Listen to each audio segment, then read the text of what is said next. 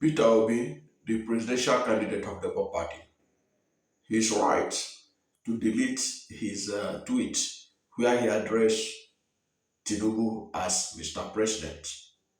Peter Obi was reacting to the 120 cars convoy of Tinubu, which was condemned by many Nigerians. So Peter Obi was against that. He spoke against that and he wrote about it on his tweet. But he later changed the an aspect of it where he addressed Tinubu as Mr. President. I think it is within his right to do so.